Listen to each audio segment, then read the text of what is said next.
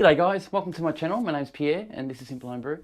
Today I've been asked by you guys, a few of you actually have asked me how I clean my Fermzilla. Now I have to tell you the truth, I only rinse it out, clean it and put a cleaning solution in it. I've never taken it apart, but today I'm going to take it apart. So we'll see how we go with it, shall we?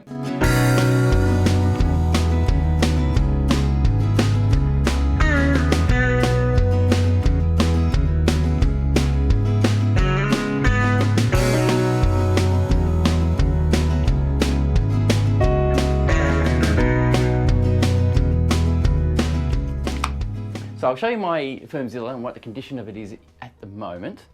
I've just brewed some white wine in it, so it's come out beautifully and clear, but the fermenter is disgusting. So as you can see, very dirty, got the tube still in the bottle. All I need to do is basically take this outside, which is what I'll do now, and give it a good rinse out just to get all the dregs and bits and pieces out, and then we'll proceed from there. Right. Ugh. Yeah, doesn't stink bad. All right, let's do this.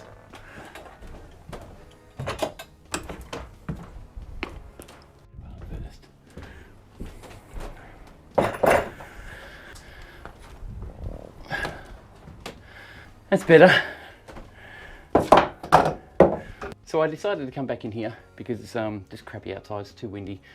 Not coping with it, so I thought, well, I'll come back in my shed where it's nice and cozy anyway. It's not cold in here or anything like that. So I'm about to pull my Fermzilla apart. Never done it before. So just now I've rinsed my Fermzilla out. I'll show you the footage of me doing that. And just got the dregs out of it, all the crap and the rubbish that's in there. And now what I need to do is pull the thing apart. Now I reckon it's going to be difficult because I've seen a lot of videos out there and people struggle getting these things apart. You have your tightened or loosened piece part. And I'll give you a quick look. I'll grab you. Have a look around the edges. So you get little bits in there. Now that's probably going to have to come out. It's been about 5 brews. And all of that has built up since then. It hasn't affected the beer, but it has affected, it is affecting my mentality on it. I'm a bit worried it's going to start affecting the beer, so I need to clean that out. And people who have been commenting have asked me, how do I clean my Fermzilla out? So I don't know, I'm about to learn with you. So what we have is this little black thing here. We need to turn that off, and I believe that's clockwise. It's actually normal thread way. So I'll try first to wrap this around the edge and see if I can get it off by hand.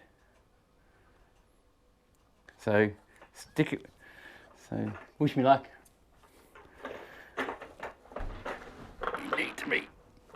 Need to be Superman. Oh, I think I did it.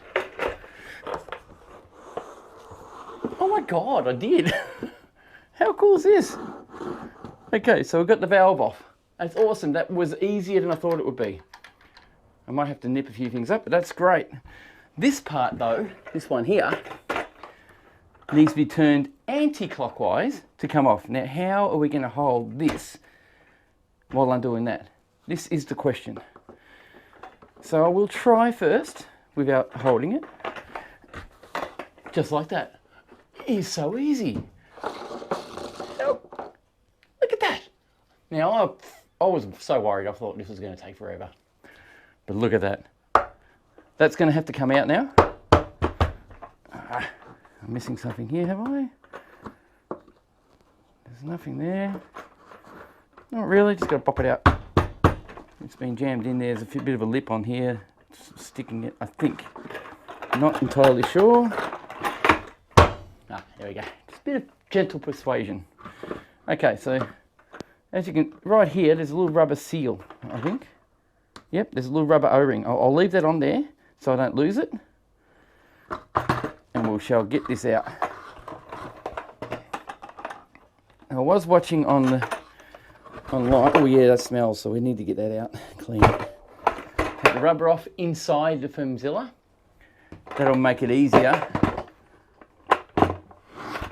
to take this part out, just like that. It actually is easier just to do it like that, not like that. Just so you know. This smells, so there's a good reason why I've done this now. So what I'll do is I'll now clean this out just with a quick cloth and give it a wipe. Same as all this, I'll just clean all the edges and make it nice and spiffy, clean. And then I'll put it back together. And after that, then I'll put a cleaner in. But first, I will make a cleaner up. That's awesome.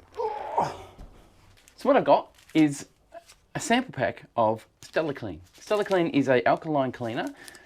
This is a sample pack given to me by Firkin Cellars, and Firkin Cellars have just kindly given me a couple of packets to try out. And so far it's worked out really well. 50 grams will do 5 litres, so 10 grams will do 1 litre. I am going to pour this into my boiler jug, because this is good for cleaning things with it as well. So I'm going to pop that in there so you guys can see me in this camera now.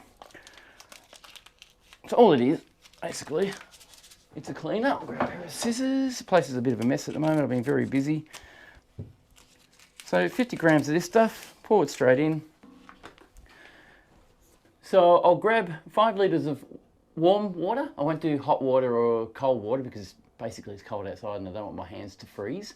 So I'll use this, fill her up to 5 litres and then start washing all my parts in it. Once I finish washing the parts in it or soaking them in there, I'll then put my Fermzilla back together and then wash the whole Fermzilla out.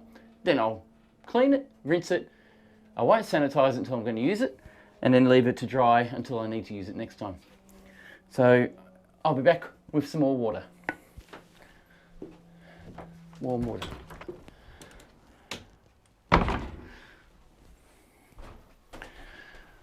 So this is 3 litres. So that'll help dissolve it and activate it. Just swirl that around a little bit. I'll get a good mix anyway. Let that dissolve while I get 2 more litres. I'll be back soon. So I'm back with 2 more litres. I'll pop that in there. And pretty much you notice they say in the packet, about. So you don't have to be nuts accurate, but be aware though, it is pretty powerful as a cleaner. So that's in there, that's stirred around a little bit. I'll pop my dirty bits in there. Open the valve of this so we can actually get right in all the extra area, which I'll do this way. You can see the little rubber and all the bits in there. I'll mix that in there. Get my rubber seal, pop that in there as well. There should be a lid somewhere. All the bits are going to soak in here for about 2 minutes, 5 minutes maybe at most. Then I'm going to get a nice clean cloth and just rinse it out. Probably should be wearing gloves. So all I need now is the lid, get some fluid on that, and the actual pressure fermenter part, pressure lid. So I'll pull that apart so everything gets a good clean. Yeah, you've got a bit of trub in there. Take that off. So what I did, I actually hand tightened this, but for some reason it was harder to undo than do up, which is probably normal. These plastic ones, I would say, are much better than the steel ones. I normally have leaking in the steel valve caps. So I prefer to use the plastic ones because they do work better. So I'm doing it, all I'm doing is taking everything apart and making sure that everything gets contact with the cleaner. Right, that's in. That's done, it's rubbish. So we'll give that a few minutes, let it soak, and I'll grab a cloth. Oh, that's the other one I want. Sorry, this is the other one I wanted. A true bottle. Put that in there as well. Make sure that's got a coating over it, because we need to give that a clean as well. So as you can see, I've got some cloth that I've got from Bunnings, local warehouse, and my little bits and pieces. So all I'm going to do is just grab a piece of cloth, just give these all a bit of a wipe. I'll take the rubber seals out as well, so I can get right behind all the seals. Now remember to be careful not to lose these, because you really need to take care. you could lose these. Now I'm on the ground because it's just easier for me to do this.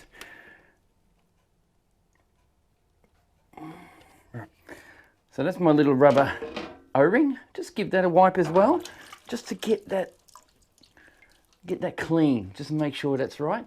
I'll pop a bit of cloth out just so I can put it all on there and it dries out. My jug wiped out around the threads. Bit of a rinse, because it's all going to get rinsed of water anyway. We've got to do that. Put the jug down. The lid hasn't got a seal in it. It's just a fastening down device. That's all it is. So it doesn't come in contact with the brew at all. This is our pressure lid. This does have a seal in it. It has an O-ring. Now the O-ring on this came, I think it was a 1mm O-ring. And I believe that they increased it to 1.4mm because some people have sealing problems, which I did. But once I got this, it stopped the leaks that I was getting. Now I need to get that rubber out, and I don't want to damage it. Now I didn't get this with my fermenter, but I believe Kegland are now supplying it with the fermenter, just so you've got the extra size seal in there. So out comes the, make sure that's all clean. Now my fingernails are very, very weak, so I can't get that out. I don't need, I probably should. I've got a little pointy bit of screw here that I'll just see if I can dig it out. Really probably shouldn't use scissors or a knife. Got it. Just needed to grip it with it. Didn't damage it. There's no nicks or crannies in that or anything in it. That's good. So I'll give it all a wipe. Just give every seal a wipe. The camera's moved on me. Give that a wipe because it's had food grade grease in there to hold it nice and seal.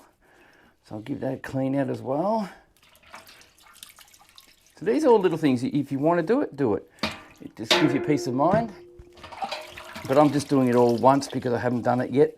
And I thought I'd give it all a good clean. It did start to smell a little bit and I don't want that getting into my brews.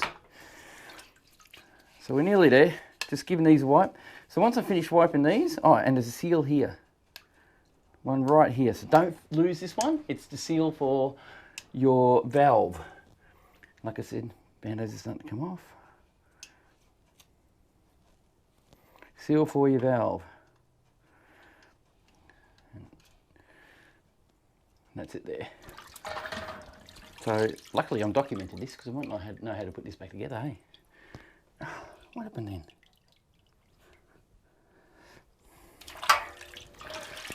So give that all a clean, and I will put food grade grease around this again because I really like the way that works. Well, again, it's never done it before. This is your rubber. Now, I have been told too, this is another thing that you got to watch, is when you're cleaning, when you're using Stellar sand or Star sand or that same old food acid based cleanser, it really is wise to make sure you don't put any concentrate of it on any surfaces because it is an acid and it will eat into things and stain stuff. So be careful with that. So now I know I should be wearing gloves, I just don't have any. So that looks pretty clean. There's a little rubber fingernail, I'm not going to get that up. I would have to work very hard and pull this whole thing apart, which I don't need to pull this apart. It doesn't smell, so it's looking pretty good. So that's just clean as it is. And just the lids, they're all been, that one's got, what has that got? That's got a bloody hole in it. That's a bit of a worry. Look at that. It's got a hole in it and it's got something underneath it. This lid, I'm going to have to discard it. Has that one got the same lid? Yes, that's got a hole in it too. And there's a worry. That's a seal. Makes me think that we could have a problem here. You guys can't see it. I hope you can. I'll zoom in and show you. But in there, there's a little hole. it's been in there. And there's bits of yeast and all kinds of things in it. So they're the caps that are provided by Kegland. And for me, that's a bit of a worry, to tell you the truth. That means dregs and things can get caught behind there. I've got it all out. So there's something to be aware of. Both of them have the same little hole in it, as you can tell. I'll keep my eye on that.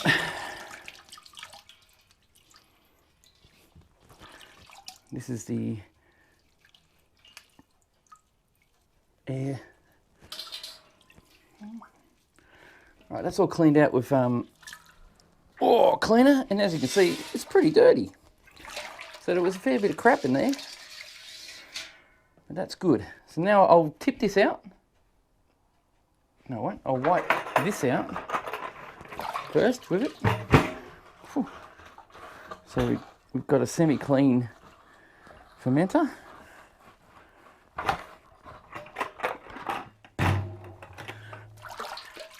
We'll work on fully cleaning it. I know there are easier ways of cleaning this. I know there are easier ways of cleaning this, but it's actually coming up pretty good straight away. So it's already, but it was wine that was last done in this, so made it easier. So I don't have the equipment to clean these. Would love to have one of those jets that they've been using to wash them with, which I thought was an excellent idea. Whether it's good or not, I haven't been told, and I don't know for sure. Right, so I've given that a rinse. I'll take that now out the back and just rinse it with cold water with all of my bits, and that'll take off all the crap. See how dirty that is? Sorry. See how dirty that is? That's all the crap that was under all the seals. So I'll be back. So what I'm going to do with all these bits now is I'll rinse them in cold water, just for a quick rinse, just to get any of the surface stuff off. Make it nice and clean, and then I'll assemble the Fermzilla again. So I'm enjoying a cup of coffee while I'm doing this. I am doing dry July, so that means a month without alcohol. It doesn't mean you can't keep brewing. So I'll just get my microfiber cloth, which is clean, and dry everything. So it gives it a bit of a better head start on things. Now that's folded like that, because it normally sits, I believe, like that in the rim. Yeah, so it fits in the rim and it's molded that way. So to put it back into the fermenter, this won't go through. Right, so what we do, flop it back this way and put it in that way. So it will pop through. Okay, like I said, I'm going to assemble it inside the fermenter. Inside, the best way to do it is like that. Just like that, it's done. That is assembled. So now that will come up through the hole, like this. Voila, we have our seal. But I haven't got that far yet, so I probably shouldn't have gone that far yet. So I'll just leave that there. Wipe out my fermenter anyway, because that's just what we do. And the next part I need to attach to that. I need the O-ring that belongs to it, which is this guy. Now they've got a little bit of food grade oil on them, so I will put that back on. Make sure that that has got a little bit of a seal when it comes to that, and that'll help seal the fermenter as well. So there's our screw top. Put you around here so you can see. There's our base. Oh, you're not looking at me. Why aren't you looking at me? You should be looking at me. There you go. So there's our, probably much easier if I go like that. So here's our screw top. Our base is in there, or the inner part. We just need to hold that. Grab this fella, and it's anti-clockwise. So it's clockwise because it's a left-hand thread.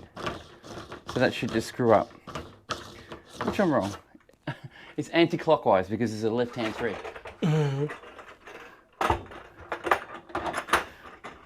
So we'll tighten it up, and apparently you just tighten it hand tight, just like that, and that's done. Inside and out.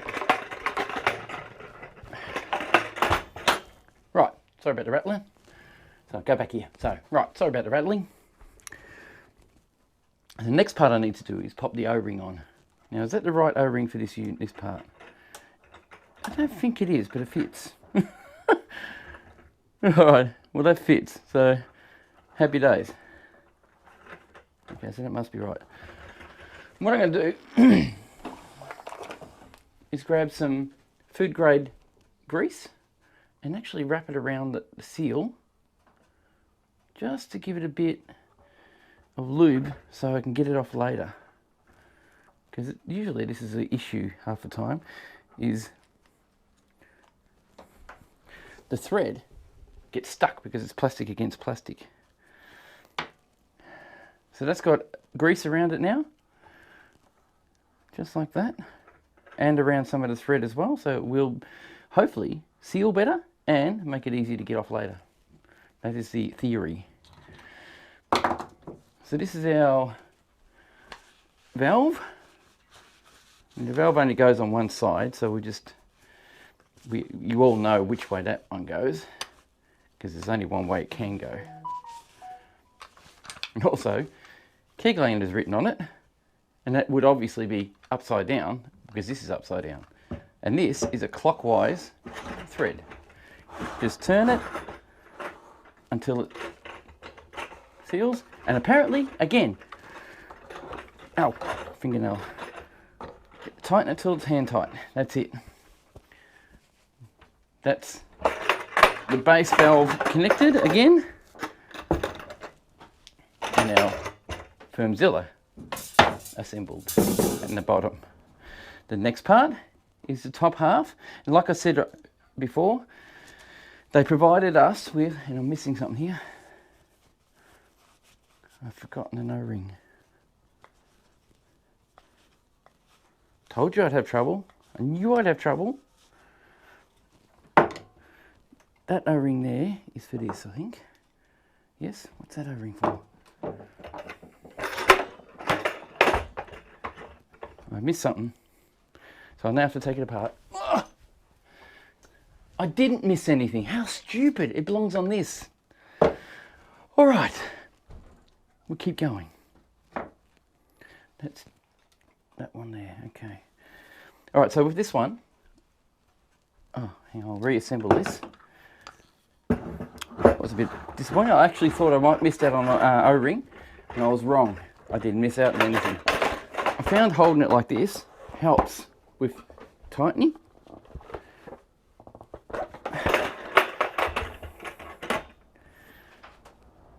And that's the base, so I might just put this on now. And again, we use grease. Where'd the grease go? We use food grade grease.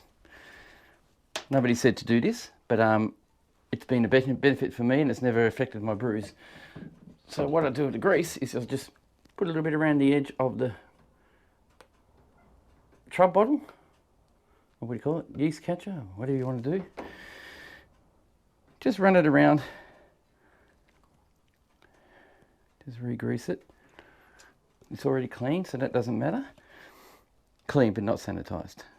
But a lot of these surfaces don't come in contact with the beer anyway, so you're better off just doing it like this and then sanitizing it when you go to use it. It will keep. So that's our bottle with grease on the rim. Just screw that on. Never tighten it by the, and always hand tight. Never tighten it by the nuts because they do snap off. I haven't had it happen to me, but they do snap off. So now we're getting to the point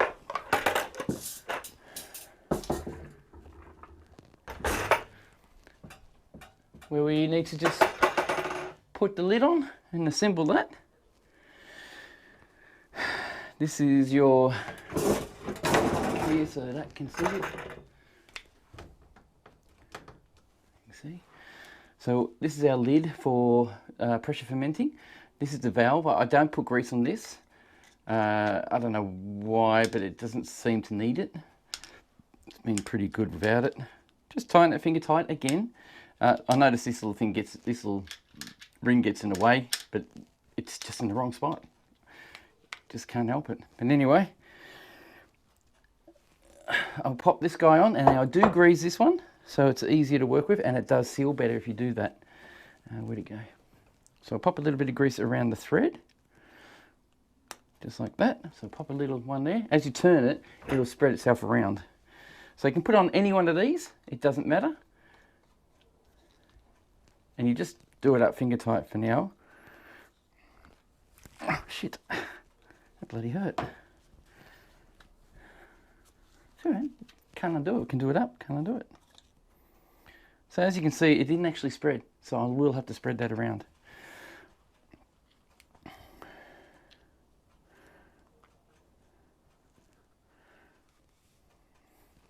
Now look, you don't have to put grease in there, but I do. It just makes it easy for things to come undone, and it helps seal a lot of things. So that's the only reason why I do it. These things here too, you don't need to go super tight. They've got a rubber seal at the end, and they just lock on. And that's it, they stay like that. They're good, they're really good.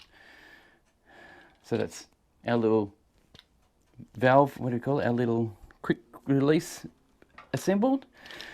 I do have another one around, but I don't know where it is at the moment, so I'll just pop the feeder, the airlock one on the other end, and no grease, no nothing, just pop it like that. So if you remember, I was saying that they gave me a 1.4 millimeter O-ring because the 1 millimeter O-ring seemed to leak. So on here, I run my finger around here, I can feel lumps and bumps. I don't know how or if that's actually affected it in any way, but as soon as I put this new O-ring on, those lumps and bumps were taken up, so I never got any air leaks anymore, which is what I figure would be the achievement that it was supposed to do. I figured that is the achievement.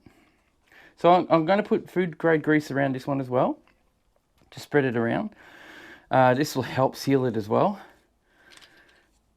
So I do this all the time, and like I said, it doesn't affect my brews. They seem to be just as nice with or without it. It just makes it easier for me to take it off and easier for it to seal. That's the most important part of it. So the O-ring's on. Sorry, you probably didn't see me put it on. And that is our 1.4 millimeter O-ring attached. And it is slightly tight when you push it on. You can feel it click when you pop it on, but it fits nice, it's snug, and it seals beautifully. All I have to do now is mainly leave the valve open for pressure, the pressure valve open, so the air can flow or stay through it. Pop the lid on, and oh, that's nice and clean now, ready to go. All inside and out, all the parts have been cleaned. So with my next brew, this is clean, ready to go. All I have to do then is just give it a quick rinse and rinse it out with sanitizer, and then I'm ready to brew. So it's awesome.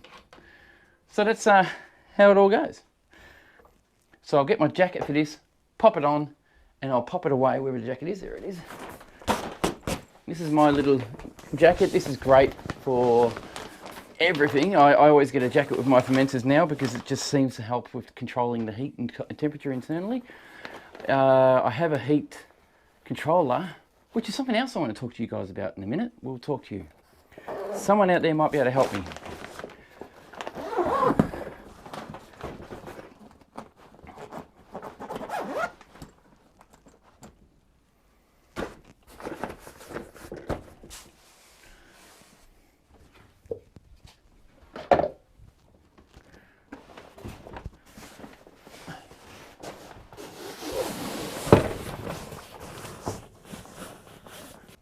So what I want to talk to you about is, I don't know if you guys have had this problem before yourselves, but you're probably able to give me insight on it. I have this Mangrove Jack's heater controller cooling thing, and it works, but the problem is the control is very inaccurate. Right now it's probably 13 or 14 degrees internal inside here at the moment. I'm working so I'm warm. But this unit is saying it's 28 degrees. This unit is saying it's 28 degrees at the moment with my brew. Now my brew is saying, I'll show you, this is